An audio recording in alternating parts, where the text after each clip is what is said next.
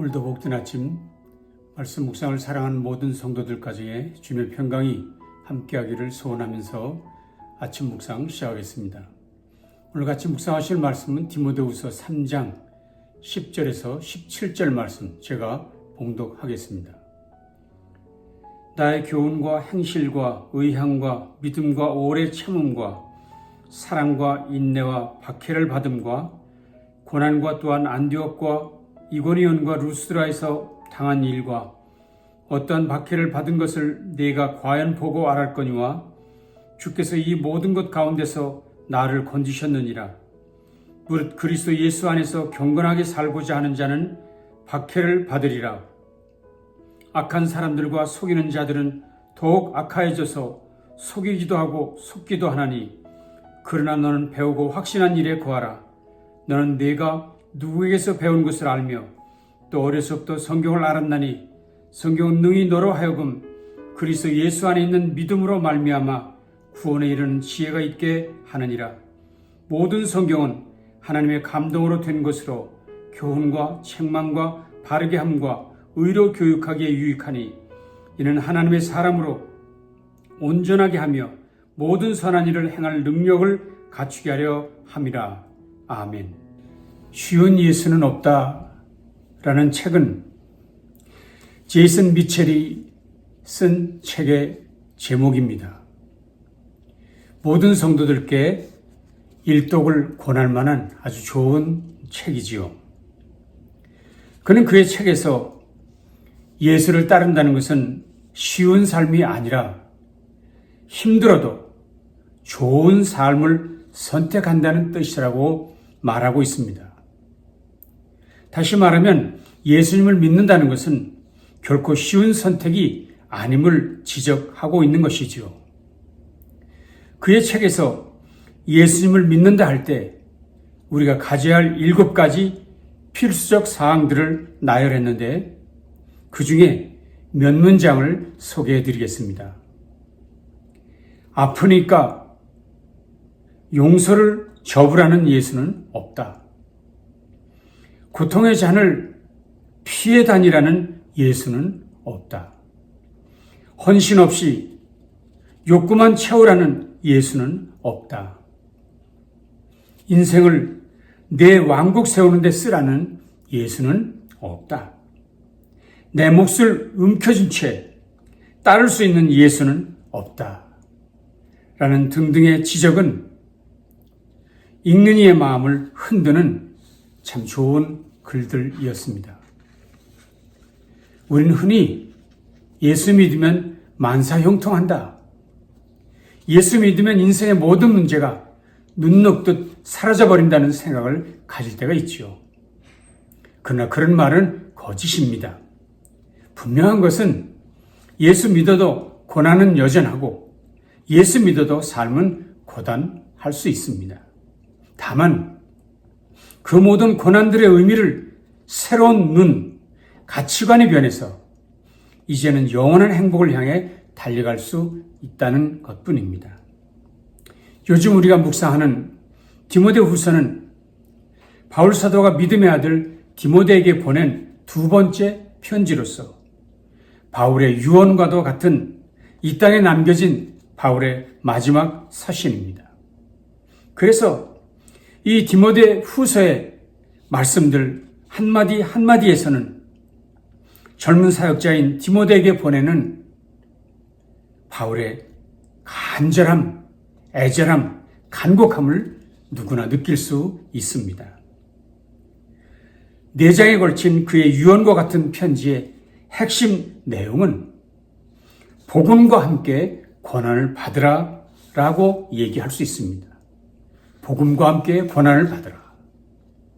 이 말씀은 편지의 서두 부분인 1장 8절에 소개된 말씀이지요. 그러나 그는 마지막 장까지 왜 복음과 함께 고난을 받아야만 하는지, 복음과 고난을 받는다는 의미는 무엇인지, 그리고 그 고난의 결론은, 열매는 무엇인지 등등의 이야기를 펼쳐갑니다. 바울과 디모데는 고난 가운데서 만났습니다. 그들은 고난의 시간을 함께 보냈고 이 마지막 편지를 쓰고 있는 지금도 바울은 감옥에 갇혀있는 고난의 삶 중에 있었습니다. 그러나 그럼에도 바울은 디모데에게 자신이 주님을 위해 옥에 갇힌 것을 부끄러워하지 말아라.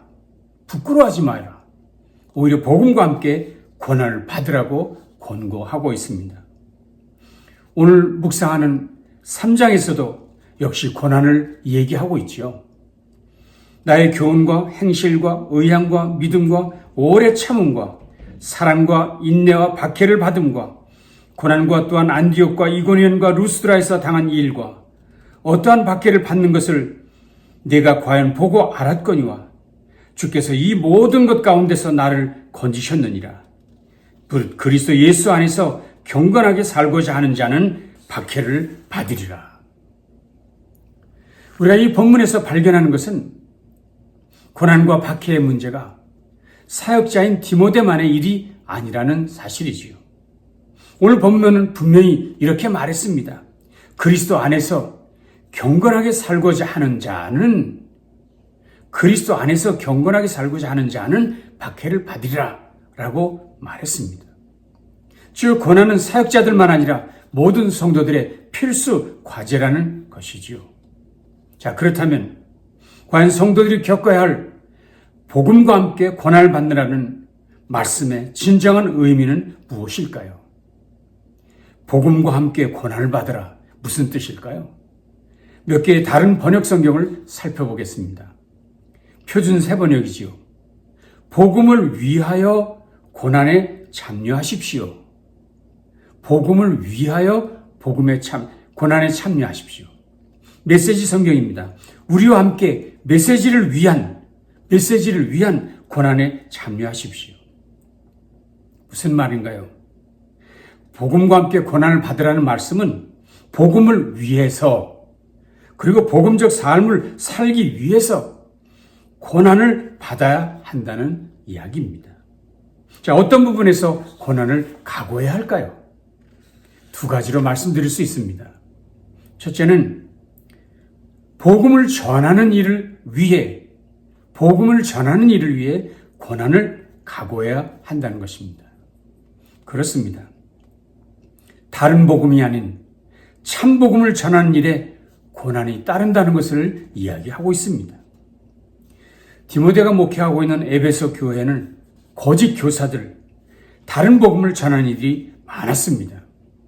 그래서 바울은 디모데 전서와 후서 두 편의 편지를 통해서 이런 거짓 교사들을 경고하고 교회 안에서 쫓아내라고 명령했습니다. 물론 교회 안에 이런 사람들을 쫓아내는 일이 쉽지는 않았을 것입니다. 그러나 바울은 분명히 권고합니다. 2장이었죠. 또 내가 많은 증인 앞에서 내게 들은 말을 충성된 사람들에게 부탁하라. 내게 들은 말을 충성된 사람들에게 부탁하라. 그들이 또 다른 사람을 가르칠 수 있으리라. 다시 말하면 다른 복음 말고 오직 내게 들은 이 말씀만 부탁하라 하신 것입니다. 2장 15절 16절도 보십시오. 너는 진리의 말씀을 옳게 분별하며 부끄러울 것이 없는 일꾼으로 인정된 자로 자신을 하나님 앞에 드리기를 힘쓰라. 망령되고 헛된 말을 버리라. 그들은 경건하지 아니하며 점점 나아가느니. 그렇습니다. 사역자는 복음과 함께 복음을 위해서 고난을 각오하고 바른 복음을 전하는 일에 힘써야 한다는 것입니다. 왜 그렇게 해야 합니까? 이유가 있지요. 3장입니다. 모든 성경은 하나님의 감동으로 된 것으로 교훈과 책망과 바르게 함과 의로 교육하기에 유익하니 이는 하나님의 사람으로 온전하게 하며 모든 선한 일을 행할 능력을 갖추게 하려 함이라. 왜 꼭 그렇게 해야만 합니까? 그 말씀은 인간이 아닌 하나님으로부터 온 말씀이고 그 말씀에는 인생을 변화시키는 능력, 인생들에게 선한 일을 행할 능력을 갖추게 해 주기 때문이라는 것입니다. 즉, 성경 속에 사람답게 살게 하는 능력이 하나님의 감동으로 된 그 성경 말씀 속에 있기 때문이라는 것이지요. 성경이 사람을 변화시키고 성경이 사람을 사람 되게 한다는 것입니다. 최근 여성으로서는 아시아에서 최초로 노벨 문학상을 받은 한강 작가의 삼촌인 한충 목사가 조카인 한강 작가에게 보낸 편지가 많은 이들에게 감동을 주었습니다. 그는 조카 한강 작가에게 축하 인사를 전하면서도 의미 있는 권고를 했지요. 그가 한 말이 무엇입니까? 조카, 문학에는 구원이 없어. 문학에는 구원이 없어. 그러니 이 지구촌의 영원한 베스트셀러요, 인류를 향하신 창조주 하나님의 핏빛 사랑의 편지인 이 성경책 반드시 읽어보기를 바라네 라는 말을 했기 때문입니다. 문학에는 구원이 없어. 그러나 하나님의 핏빛 사랑의 편지인 이 성경책 꼭 읽어보길 원하네 라고 말한 것이죠. 그렇습니다. 성경은 그 자체의 능력이 있습니다. 그러니 사역자는 어떤 경우에도 타협하지 말고 오직 성경을 전하는 일에만 전념하라는 이야기인 것입니다. 우리 성도들도 바른 교훈, 참된 복음 듣는 일이 좀 힘들어도 그렇게 하는 일이 복된 일인 줄 믿고 인내하며 말씀을 받는 일에 열심을 다하는 우리 모든 성도들 되시기를 바랍니다. 바울 사도의 마지막 부탁을 보십시오. 하나님 앞과 살아있는 자와 죽은 자를 심판하실 그리스도 예수 앞에서 그가 나타나실 것과 그의 날을 두고 엄히 명하느니 너는 말씀을 전파하라. 때를 얻든지 못 얻든지 항상 힘쓰라. 범사의 오래 참음과 가르침으로 경책하며 경계하며 권하라. 때가 이르니 사람이 바른 교훈을 받지 아니하며 귀가 가려워서 자기의 사욕을 따를 스승을 많이 두고 또 그 귀를 진리에서 돌이켜 허탄한 이야기를 따르리라. 그러나 너는 모든 일에 신중하여 고난을 받으며 전도자의 일을 하며 네 직무를 다하라. 이것이 바울의 유언이었습니다. 디모데에게 주는 간곡한 권면이었습니다. 바른 교훈은 전파해라. 이를 위해 항상 힘쓰라. 심지어 고난 받으며 전도자의 일을 다 하라고 당부했습니다. 마지막 때의 징조를 보면 볼수록 더욱더 순전한 말씀 전하는 일이 얼마나 귀한 일인지를 우리 모두 깨닫고 있습니다. 오직 이 일에 전념하기로 결심하는 저 여러분 모두 되시기를 간절히 바랍니다. 두 번째로 복음과 함께 고난을 받으라는 말씀은 복음에 합당한 삶이 힘들어도 그렇게 살아야만 한다는 명령입니다. 복음대로 사는 것이 힘들어도 고난이 있다 하더라도 복음대로 사는 것이 중요하다는 말씀입니다. 오늘 본문이 분명히 말씀하셨지요. 무릇 그리스도 예수 안에서 경건하게 살고자 하는 자는 박해를 받으리라. 주신 바 말씀대로 살고자 하는 경건한 자, 성도들은 박해를 각오해야 한다는 것입니다. 바른 말씀을 전하는 것도 중요하지만 전한 바 말씀대로, 믿은 바 말씀대로, 들은 바 말씀대로 사는 성도의 삶이 중요하다는 것입니다. 물론 그것은 쉽지 않지요. 때로는 고난이 동반될 수도 있습니다.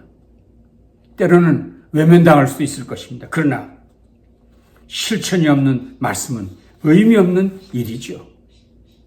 그래서 바울은 이렇게도 우리에게 말씀하셨습니다. 경건의 모양은 있으나 경건의 능력은 부인하니 이 같은 자들에게서 내가 돌아서라. 실천 없는 믿음은 경건의 모양만 있고 실천 없는 말씀은 경건의 모양만 있고 능력 없는 껍데기라. 그런 일을 행하는 자들에게서 타협하지 말고 단호하게 돌아서야 한다고 교훈했습니다. 바울은 디모데에게 보낸 전체 서신을 통해 이 부분을 매우 강력하게 권했습니다.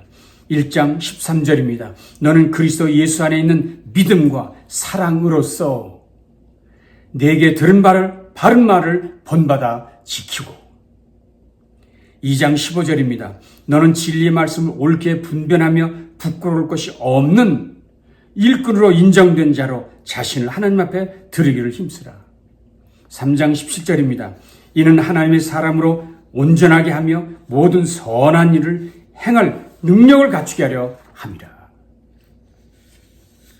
그렇습니다. 경건한 성도의 삶, 말씀을 실천하는 삶은 군사처럼 자기를 부르신 자를 기쁘게 하는 삶입니다. 그것은 경기하는 경주자 같은 삶이지요. 그것은 또한 추수를 기다리며 수고하는 농부 같은 삶이지요. 결국 그 같은 삶은 예수 닮은 자의 삶입니다.